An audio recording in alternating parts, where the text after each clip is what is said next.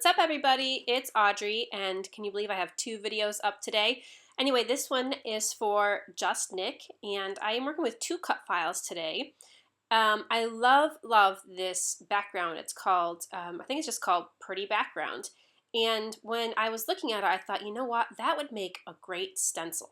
So I am actually going to cut this out of stencil material, and I have stencil material that I will show you in a little bit that can get all the way up to, it's a huge sheet of stencil material, but I'm just going to make mine 6 by 6 because I just love these little kind of the swirl that these little dots and shapes have. So I have opened that up, traced it, and going to shrink it down there to a 6 by 6 size. And I did a double cut with a depth of 7 and a speed of 2 for that. Okay. And then this file is called Patterned Clouds, and I'm just going to cut these clouds out of different pattern paper. And what I'm going to do here is I'm not going to use all of the different patterns. I'm going to use just 3 of the patterns. And then on that last one, I'm going to actually, this last one here, I'm going to take the inside shapes out. And by the way, after you trace it, what I did was go to release object and then release compound path, and that breaks up all the lines for you. So I'm just going to delete all the insides because I wanted a solid cloud shape. And I'm just going to resize these in different sizes and make a whole bunch of clouds to put on my background and layer those up. So my kind of my theme for my page is, I'll show you when you see the photo in a little bit, is it's called Cuddle Club, and it's about my kids and I cuddling in the morning. And I thought it would be kind of cute to do kind of like a dreamy kind of cloud background. So I'm using all these clouds for the background. And again, I'm just copying and pasting, and you can't see me actually go to copy and paste because I'm using my keyboard and using my keyboard short key. So I'm just using Control C and Control V. So here is the stencil that I cut, and it came out awesome. I cannot wait to use this again and again and again. It's perfect. So it's a 6 by 6 stencil, and in a minute here I will show you the material I used. And again, I cut it on a speed of 2, I think, and I did a double cut.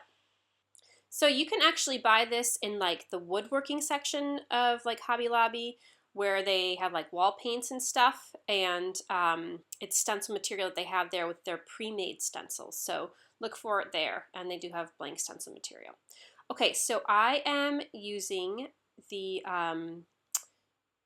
new Pink Paisley, Paige Evans collection for Pink Paisley, and I cannot believe I'm having a brain fart right now. I can't remember the name of it. What the heck is it? I just used it. Anyway, it'll show up here in a minute. But I love this background paper because it's kind of, again, like a dreamy color, you know, the blue and kind of the aqua color. And I went over it with some gesso and dried that up with my heat gun. And then here are all my little cloud shapes I cut out, also using all papers from the new collection by Paige. And you can see some of these have the little patterns cut out, and they came out super cute. I love these so much. When I cut like lots of shapes like that, you can see I cut my papers to size, and like I kind of measure on my grid lines and in Silhouette Studio, and then cut my papers the right size that I need to cut them out. So I'm just kind of getting an idea here, laying out some of the clouds, and that's kind of the design that I'm going to end up with. And I love this this phrase here. It says the best dreams happen when you are awake, and it was just perfect for my page. And you'll see eventually I actually cut it out of the frame because the frame just took up too much from the design of the rest of the page. So here's my stencil, and I am just using some old ink pads, and they're kind of dried up, I have to admit. But I really wanted some light, subtle colors, and I'm going to try to pick up on the pinks and the aquas. And I kind of overlap the pink and the aqua, and look at how pretty that is. Oh my gosh, it's so awesome. I just love this one so much. So you can see I used a darker pink there, and it was a little too much for me. Good thing that section is mostly covered up by the photo and stuff. So I go back to the little the lighter pink ink pad, And this aqua one actually, as I was dabbing it over the pink, it was picking up all the pink paint and kind of turned a little gray, but that's all right. It still came out good, and I'll just wipe it off with a baby wipe later. I do love these little SEI ink pads. I've had them forever. Okay, so there's that really pretty swirly background.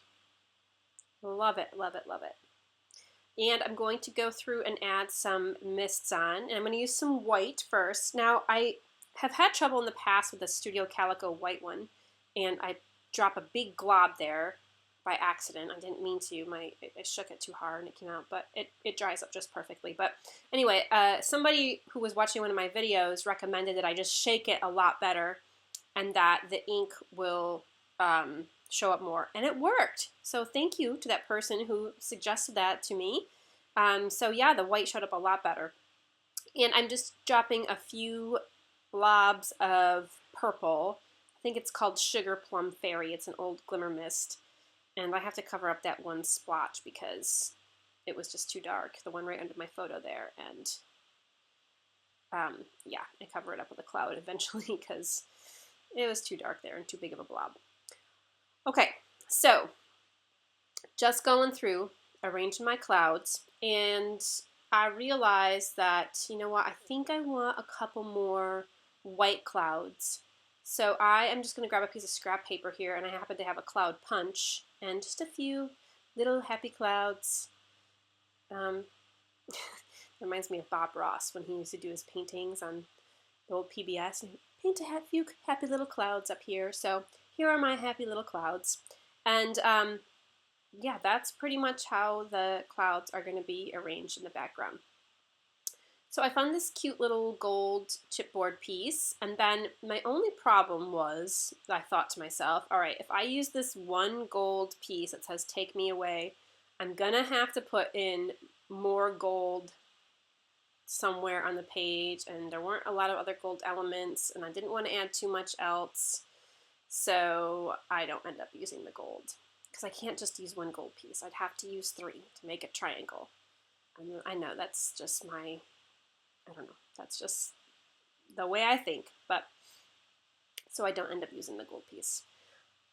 Okay, fussy cutting out a couple flowers here from the paper, and I'm using some of the lighter colored flowers and a couple of the kind of salmon colored ones, because that one like dark pink salmon cloud up in the top right there, it was a little overpowering for the color.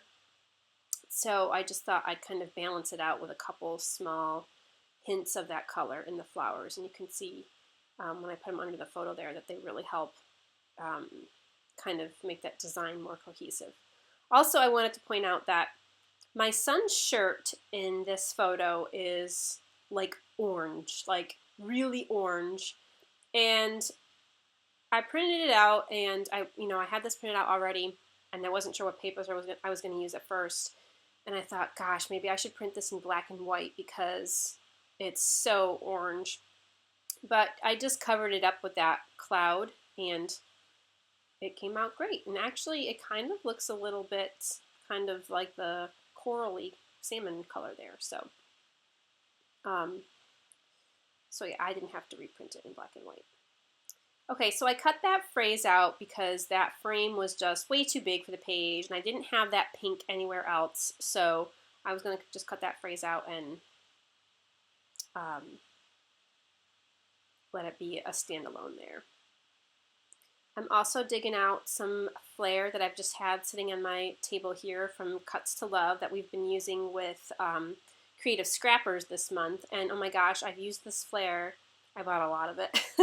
I use this flair on like almost every page that I've done the past, I don't know, 4 or 5 pages, but they're kind of like mixed media patterns and stuff, and I absolutely love them.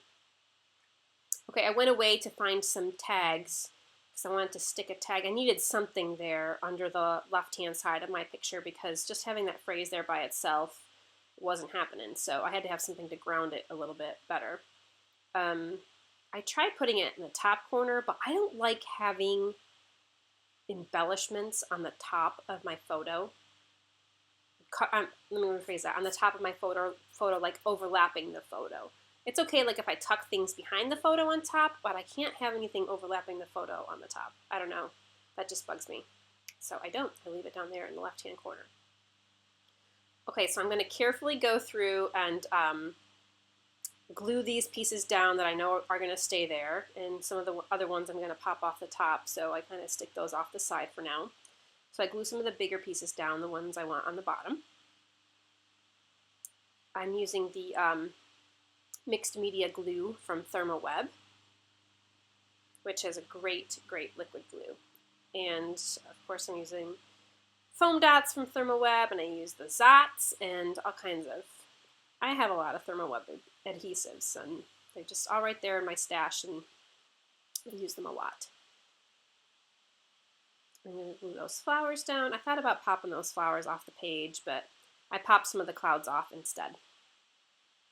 Speaking of ThermoWeb, this is the mixed media sheets, which are kind of like almost like a fabric, like an interfacing fabric.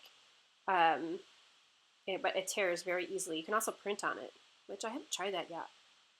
Oh, maybe I should do journaling strips. That would be cool. Okay. The only thing with the, oh, I stitched over the clouds there.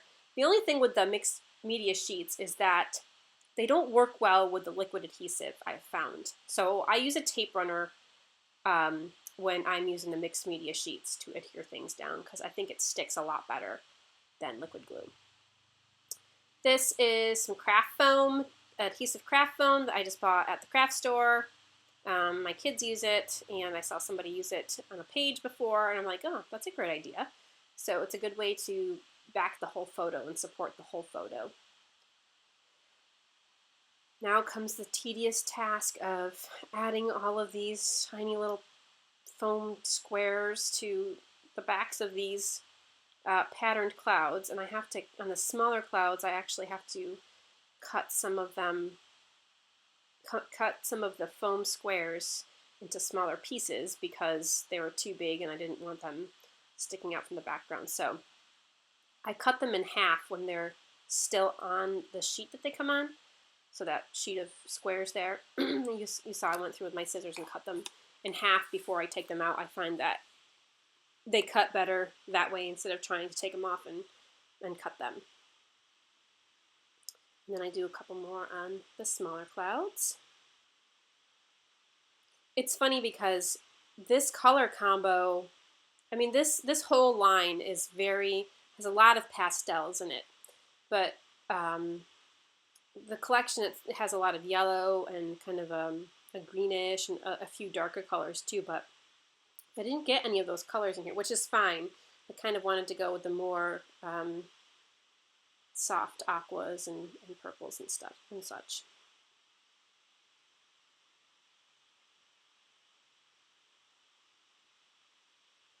So, quick about this photo. Every morning, this started when my daughter was in kindergarten. When her alarm would go off, she would come and crawl into bed with me, and we would set the snooze for 10 minutes, and I don't know if it was her or I that came up with the term Cuddle Club, but now we do that every morning, and we have a Cuddle Club, and when her alarm goes off, she comes in bed with me, and we cuddle, and sometimes my mom will call us early in the morning at that time, and she'll say, "It's Grandma, can I come and join you with Cuddle Club?" And so we have Cuddle Club over the phone. And then my son now that he's in school, he's up with us too early, and he started joining in on the Cuddle Club as well too. So it's a sweet little 10-minute bonding time in the morning with my kids. It's my favorite time with my kids because they haven't started fighting yet. They haven't started crying or whining or asking for something. They just cuddle. That and bedtime are my two favorite times of the day. Okay, I'm kidding. I love my children. Okay, so I pulled out a few other brads. Actually, the two pieces of flare, the one on the left under the phrase, and then the one that says enjoy are from Cuts to Love. And I needed a third little circle element up the top there. And I had these brads that have just been sitting like in a little dish on my desk that fell out of a couple packages, and I just had some random ones in there. And this little butterfly one was perfect, so I added the little butterfly one on the cloud, and then I'm using these basic gray stickers. I'm spelling out my title that says Cuddle Club. And then, I don't think I put this on here, but I do add the date, and I did some journaling on my tag on the left.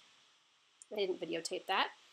And then as a final touch, I did one on a little sparkle, again, to kind of go with the dreamy theme.